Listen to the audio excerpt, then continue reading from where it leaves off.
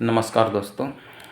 Article 370 की constitutional validity को लेकर कल सुप्रीम कोर्ट ने अपना जो एक लैंडमार्क जजमेंट सुनाया, ये इंडियन कॉन्स्टिट्यूशन के इतिहास में अभी तक का जो भी प्रोविजंस को लेके, जो कॉन्स्टिट्यूशनल वैलिडिटी को लेके जो सुप्रीम कोर्ट में चैलेंजेस किए जाते रहे हैं, ये अभी तक का सबसे एक लैंडमार्क जजमेंट माना जाएगा। स्पेशली केशवानंद भारती बनाम स्टेट ऑफ केरला में जो फैसला सुप्रीम कोर्ट के 13 जजों के बेंच ने जब दिया था 1973 में, उसके बाद का ये अभी तक का मुझे लगता है कि सबसे लैंडमार्क जजमेंट माना जाएगा।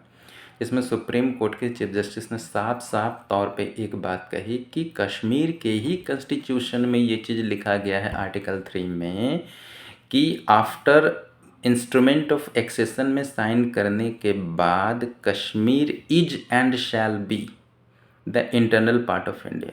तो कोई सवाल ही नहीं उठता है कि कश्मीर को एक स्पेशल स्टेटस दिया जाए, चाहे कश्मीर भारत से अलग है या फिर कश्मीर की सॉवरेनिटी अलग होगी। एक देश में एक राज्य को अलग से एक सॉवरेनिटी का दर्जा देना ही गलत है, पहला चीज़। और हरी सिंह जब इंस्ट्रूमेंट ऑफ एक्सेशन में साइन कर दिए तो उसके बाद से कश्मीर की अपनी खुद की सॉवरेनिटी ख़त्म हो गई, ऑटोनॉमी बरकरार रखी गई। ऑटोनॉमी एक अलग चीज़ है, जैसे IIM है, Indian institute of management, IIT है, यूनियन ग्रांट कमीशन है, ये सब एक इंडिपेंडेंट ऑटोनोमस बॉडी है। हालांकि ये स्टेट के डेफिनेशन में ही आते हैं, आर्टिकल 12 में ही आते हैं, लेकिन they are all independent autonomous body, they are not sovereign bodies. यही चीज़ कल सुप्रीम कोर्ट के चीफ जस्टिस ने कहा कि सॉवरेनिटी अलग होता है, ऑटोनॉमी अलग होता है, और कश्मीर की ऑटोनॉमी तब भी थी, स्पेशली इंस्ट्रूमेंट ऑफ एक्सेशन में साइन करने के बाद। चौथी सबसे इम्पॉर्टेंट जो सुप्रीम कोर्ट के चीफ जस्टिस ने अपना जो फैसला सुनाया था वो ये था, प्रेसिडेंट ने आर्टिकल 370 क्लॉज 3 में अपना जो ऑर्डर दिया, क्योंकि कश्मीर की जो कंस्टिट्यूएंट असेंबली थी वो 1957 में ही भंग कर दी गई थी। तो प्रेसिडेंट जो भी कश्मीर को लेके अपना फैसला लिए, उनको और किसी से किसी प्रकार के रिकमेंडेशन लेने की ज़रूरत ही नहीं थी।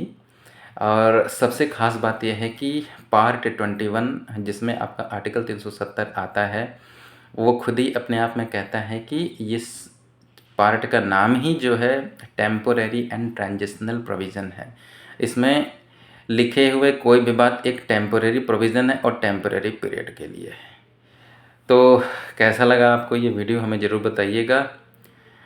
और इसके बारे में एक विस्तार से मैं चर्चा करूंगा, क्योंकि इसमें कई सारे अलग अलग प्रोविजंस है, स्पेशली आर्टिकल 1 को लेके, आर्टिकल 3 को लेके, जो आपको भारत की सरकार को, संविधान को इतनी शक्ति देती है कि किसी भी स्टेट की टेरिटरी को कम कर सकती है, बढ़ा सकती है, एक स्टेट से दूसरे स्टेट को बनाया जा सकता है।